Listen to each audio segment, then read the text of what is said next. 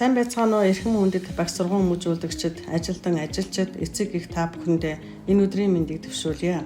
Бид энэ хичээлийн жилд эцэг их багш сурагчдынхаа гурван уулзалтыг эхлүүлэх гэж байгаадаа баяртай байна. Энэ хичээлийн жилд манай сургууль 111 бүлэгт 4480 сурагчид суралцаж 194 багш ажилчтайгаар сургууль хүмүүстийнхээ үйл ажиллагааг явуулж байна. Бид өнгөрсөн хичээлийн жилд эцэг эхийн тайлан төдөрлөгөөс хойш энэ хичээлийн жилд жилийн хугацаанд маш олон амжилтуудыг гаргасан эцэг их асран хамгаалагч та бүхэндээ танилцуулахад таатай байна. Энэ хичээлийн жилд манай сургууль эцэг их та бүхэнтэйгээ хамтран сурагчдынхаа сургуулийн амжилтыг ахиулах, тэдийг хөгжүүлэх, төлөвшүүлэх, хүүхд бүрийн чадамжийг хөгжүүлэх, ялгаатай хэрэгцээтэй хүүхдийг тэгш хамруулах, зорилго тавин ажиллаж байна. Манай сургууль хүсч буй хүүхдийнхаа дүр төрхийг тодорхойлж, эрхэм зорилго, алсын хараагаа сургалт хүмүүсийн бүхий л үйл ажиллагаанд чиглүүлэн ажиллаж байна.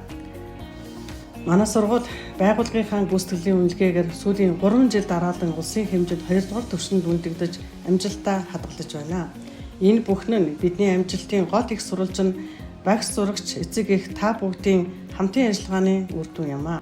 Багшийг чадваржуулах, хөгжүүлэх ажлын хүрээнд багш нараа мэргэжлийн хөгжлийн бүлгээр хуваан тэдэнд мэргэжил арга зүйн зөвлөгөө өгч ажлын байранд хөгжих нөхцөл бололцоогоор ханган урамшуулан дэмжин ажиллаж байна.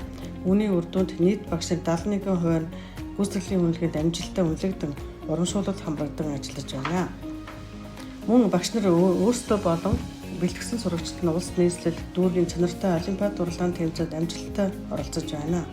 Нандин цэцэг багштай Гэлбаа хамтлагийн бүжгийн сурагчид дүүрэг нийслэлийн тэмцээнд амжилттай оролцож Америк нэгдсэн улсын дэлхийн аврах шалгаруулах бүжгийн дэвжигчдийн 2025 тэмцээнд аврагын алтан цомын эзэд боллоо.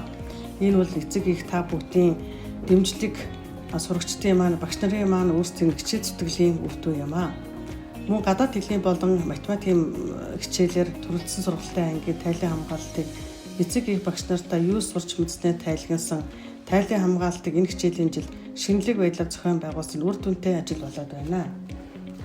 Мөн сургуульд хэрэгжиж буй төсөл хөтөлбөрүүдийг нэрлэхэд Японы хүүхдийн эвэг сангаас сургуулийн хамтран хүүхд хамгаалагыг сайжруулах төсөл, сургуулийн менежментийг сайжруулах төсөл, мөн Бүгд найрамд Солонгос улсын Койко олон улсын байгууллагын ерөнхий боловсролын сургуулийн хоол үйлдвэрлэл үйлчилгээний орчныг сайжруулах төсөлд хамрагдаж, сургуулийн цайны газар маань улсын хэмжээний жишг цайны газар болохоор бэлтгэгдэж байна.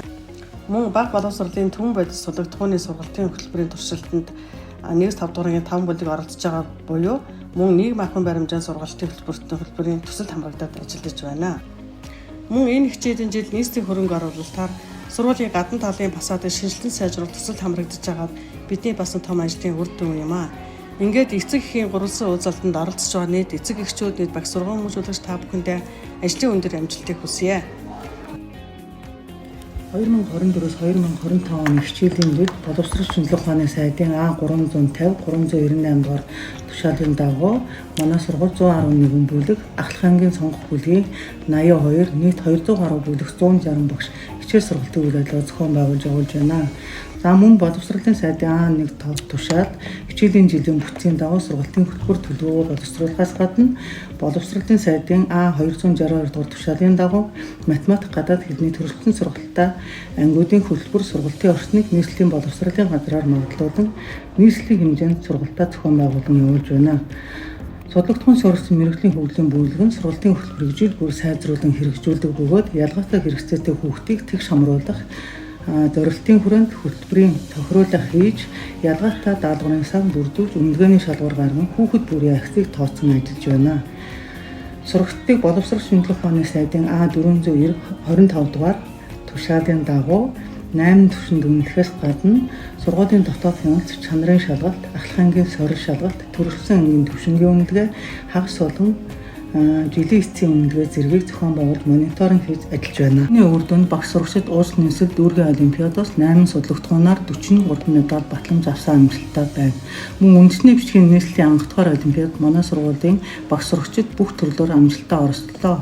Жишээлбэл хичээнгүй бичгийн төрөлд 7 анги тэргүүн байр, хурдан онцлогийн төрөлд 10 байнг тэргүүн байр, зохион бичлэгийн төрөлд 12 байнг тусгай байр эзэллээ.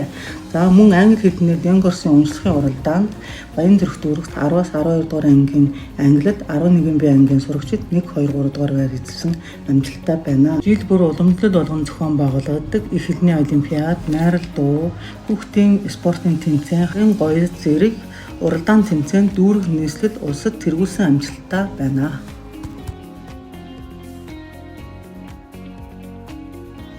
Хүүхд хамгааллын чиглэлээр сайдын А453 журмаар сургуулийн хүүхд хамгаалалт бодлого журмыг хэрэгжүүлэн ажиллаж байна.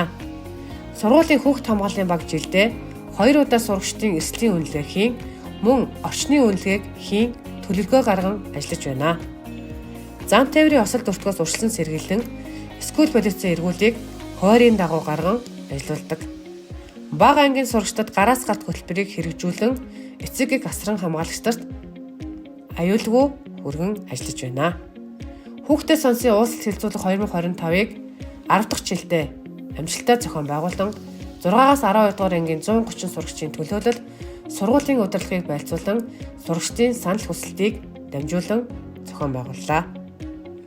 Японы хүүхдийн хэвээх сангийн дэмжлэлтэй хэрэгжиж буй сургуулийн орчин дахь хүүхд хамгааллыг сайжруулах төслийн хүрээнд сургалт нөлөөллийн ажлыг зохион байгууллаа.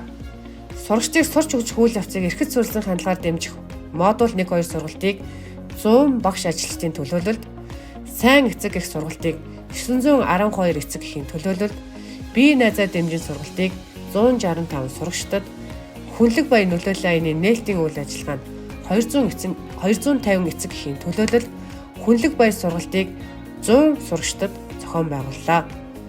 Мөн хорооны хамтарсан багтай хамтран сургалт нөлөөллийн ажлыг зохион байгуулж байна.